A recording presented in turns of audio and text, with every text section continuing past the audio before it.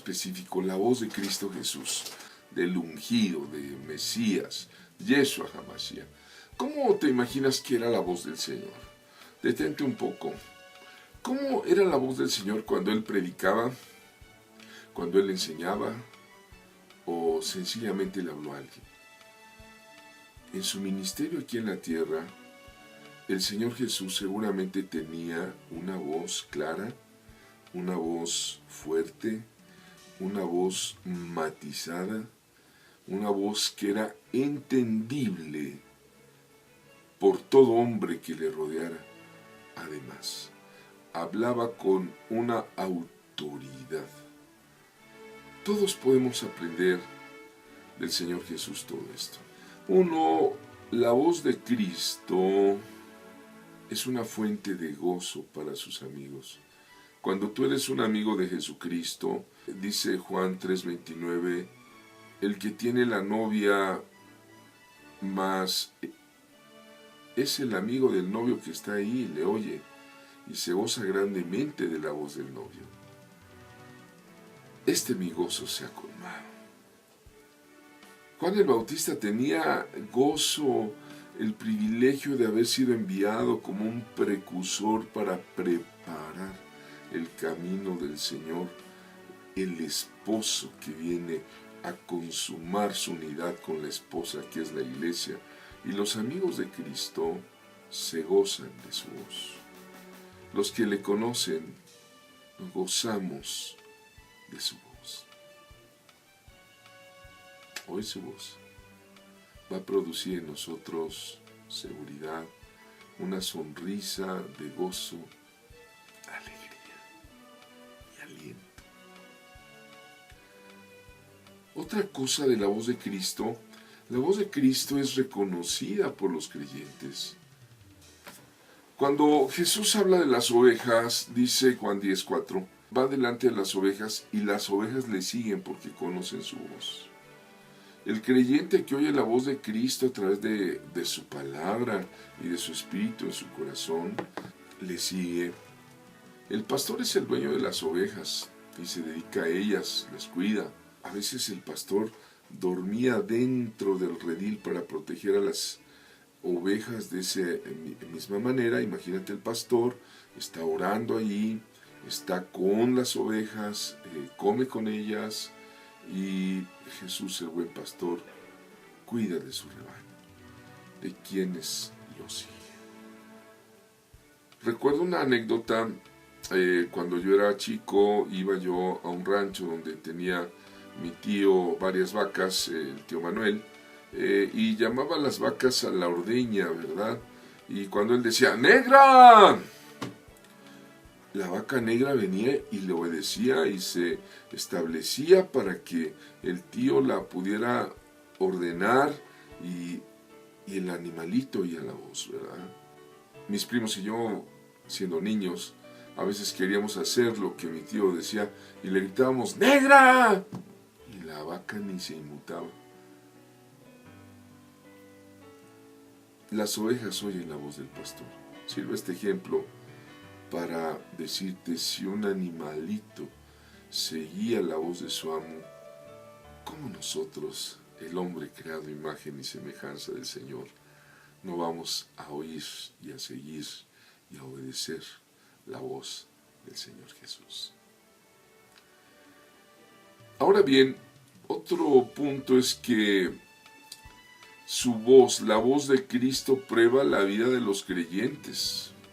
Imagínate el cuadro. En Juan 18:37 está Jesús ante Pilato y le dice a Pilato, ¿luego tú eres el rey? Y respondió Jesús, tú dices que yo soy el rey. Para esto he nacido y para esto he venido al mundo, para dar testimonio a la verdad. Todo aquel que es de la verdad, oye mi voz. Pilato le hizo una pregunta directa y Jesús la respondió con claridad. Sí, Jesús es un rey de reyes, pero su reino no es de este mundo. Al parecer en la mente de Pilato no había duda de ese elemento de Jesús, de la verdad, que él era inocente por lo menos, ¿verdad? Pues él se lava las manos, pero Pilato decidió rechazar la verdad. Jesús dijo, todo aquel que es de la verdad, oye mi voz. Si tú eres de la verdad, oye la voz de Cristo. Es una tragedia que los hombres no reconozcan la verdad. Pero una tragedia mayor es reconocer la verdad y no prestarle atención, como lo hizo Pilato. Otro punto más es que su voz, la voz del Señor, hace parar a los pecadores. La voz del Señor detiene el camino de pecado de los hombres, ¿verdad?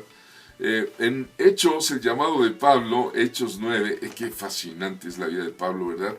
Dice Hechos 9, 3, 4, dice que Pablo va persiguiendo a la iglesia, mas yendo por el camino aconteció que al llegar cerca de Damasco, repentinamente le rodeó un resplandor de luz del cielo, y cayendo en tierra, oyó una voz que le decía, Saulo, Saulo, ¿por qué me persigues? A veces Dios va a irrumpir en las vidas en una forma espectacular. A veces la conversión puede ser también tranquila, depende de la voluntad de Dios y de la vida del hombre. Pablo no vio una visión, vio al mismo Señor Jesucristo resucitado. Le sorprendió muchísimo que Jesús desde el cielo le dijera por qué le perseguía a él. Para Saulo fue la más grande revelación que algún hombre pudiera recibir. Inmediatamente le dice, Señor, ¿qué quieres que haga? Conozco personas que afirman haber oído la voz audible del Señor. Sin embargo, hay pocos cambios en las vidas. Reconozco cuando un amigo, un hermano que es un pastor bajo cobertura, un pastor muy perseguido porque fue sacerdote católico. Una ocasión llegó un pistolero para dispararle. Y el testimonio es que ese pistolero oyó una voz que venía de todos lados. Venía de adentro, de afuera, y le dijo esa voz, no mates a mi siervo. Esa voz lo acobardó y se detuvo y salió huyendo. Meses más tarde, al encontrarse con la persona que iba a matar, le dijo que oyó una voz que le habló. Hay personas que dicen que oyen la voz de Dios, la mayoría son locuaces que afirman haber oído la voz de Dios. Pienso personalmente que cuando uno escucha la voz audible de Dios, va a haber cambios verdaderos en su carácter, en su conducta, como pasó con Pablo. Por lo tanto, concluyo que aquellos que dicen que oyeron la voz de Dios y no tienen cambios reales, pues solamente fue su imaginación febril. Porque la voz del Señor, la voz es poderosa. Dice Apocalipsis 1:15 que su voz era como el estruendo de muchas aguas. La voz de Cristo resucitado es poderosa. Considera lo que vio Juan ahí en Apocalipsis, sus cabellos blancos, sus ojos llameantes que le penetraron. Los ojos llameantes son el fuego que simboliza la eternidad, la sabiduría, la omnisciencia que se penetra, ¿verdad? Y la voz del Señor es la voz de mando del uno. Querido lector, amigo y hermano que estás aquí en la escuela, quiero decirte que la voz de Dios, la voz de Cristo, siempre va a pedir entrar al corazón del inconverso. En Apocalipsis 3:20 dice la Escritura, he aquí yo estoy a la puerta y llamo. Si alguno oye mi voz y abre la puerta, entraré a él y cenaré con él y él conmigo. El inconverso necesita oír la voz de Dios. Abrir la puerta de su corazón se abre desde adentro, desde el interior. Y después de esto empieza a disfrutar el compañerismo íntimo del Señor.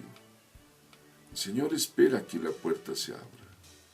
Pero si yo tengo que abrir una puerta, tengo que abrirla desde adentro. El Señor no la va a abrir desde afuera. Es la persona la que tiene que abrir. Es un privilegio de poder oír la voz del Señor.